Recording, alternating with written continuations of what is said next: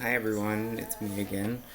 Um, I wanted to talk a little bit about depression and stress in this video. Um, Even if you're not a person that has a problem with depression in the past, once you're diagnosed with something like acute myeloid leukemia or ALL or CML or lymphoma, thyroid cancer, prostate cancer, any type of cancer, you become one. You become stressed and you become depressed. And that's something that's almost unavoidable because the biggest thing that you ask yourself is, why me? Why did this happen to me? And it puts you in a funk. It puts you in a bad mood because for a while, I asked, why me? Like, what did I do to anger whoever that was just like, this kid gets cancer and a really bad one? There's no answer for that. There isn't. And so that's why it's important to try and keep a level head and realize, you aren't the only one. There's thousands of people going through it. For me personally, having leukemia, it's a type of blood cancer. Every 3 minutes, someone in the world is diagnosed with a blood cancer.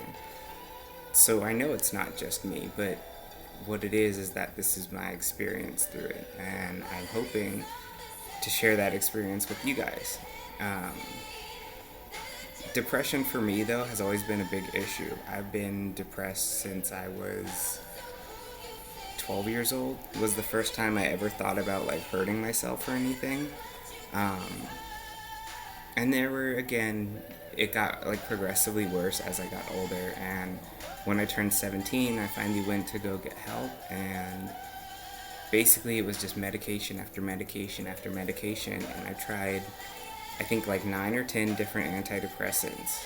Um, However, recently they did put me on one while I was in the hospital getting chemotherapy, and I can honestly say it works really well. It's called mirtazapine. It's an antidepressant, and it also helps you sleep. And honestly, I think it does a really good job. I don't feel like I have as many days where I'm just kind of down in the dumps and just feeling bad about everything that's going on, because I can't. I realized that I had to come into terms with what's going on, and being sad about it isn't going to change it. So you have to change your attitude, because otherwise the cancer is going to win. Another thing that really helps me is a journal. This one, my mom got it for me at Pike's Place Market. It's made out of genuine buffalo, and the pages are handmade from cotton, so it's super cool. But I write a lot of poetry, and I write like my thoughts in here, and just quotes of like favorite authors, and like a little bit of kind of like my scrapbook. I put pictures in here as well and everything, as you can see like right here. So I love this thing. It helps. It really does, getting your words out, because otherwise they just sit there and they bounce off and they change, and you will drive yourself mad. So I'd suggest start a hobby. That's one thing. That's a really big important thing, is keep yourself busy. Um, Now, I'm not your provider, so I can't tell you what you can and can't do or what your limitations are. But for me, at first, there was a whole lot of different ideas being thrown around after I very first got diagnosed. But we finally got a clear answer as to what I can do, and it's okay to go around, to take a walk, to enjoy the things that you once did.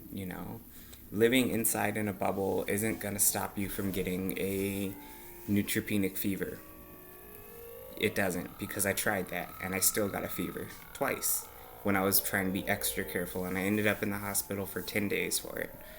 So go out, live your life, speak with your doctor first, of course. They'll explain to you like what things you probably shouldn't do, but let them know your interests. Let them know, hey, I want to go rock climbing. Is that okay? I really want to go skydiving. Is that okay? I really want to go hiking, scuba diving, boating, kayaking, things like that. Just ask your oncologist, and if they say it's okay, get out there and live your life, because you can't put it on hold just because you have something crappy going on.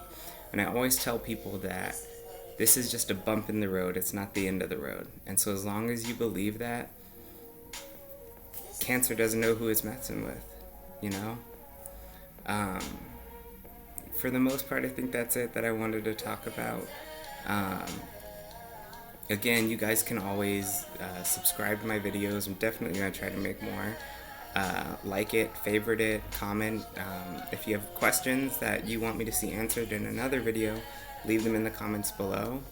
I did want to do a quick shout out to several people though that are absolute life changers. So if you'll bear with me for like 1 second.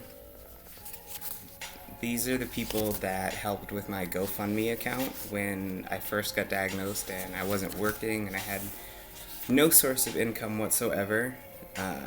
These people donated and I actually went over my goal. So thank you all so much. But I'm just going to list off their names. They're great people. Nancy D, Denise H, Catherine K, Tish C, Lisa B, Jennifer R, Alex R, Aisha S, Sharon E, Teresa S, Tracy S, Caitlin H, Vianney S, Jaime D, Mariah B, Brittany P, Al C, Adriana E. So those are all the people that helped make my dream come possible by donating to my GoFundMe account. I'll probably post that link in this video as well if you guys would like to check it out or make a donation or share it. Just get the word out there. It's not easy doing this alone, so remember, you're not alone. There are plenty of resources available, whether online or whether you choose to message me. That's it. So signing off for now. I will see you guys next time.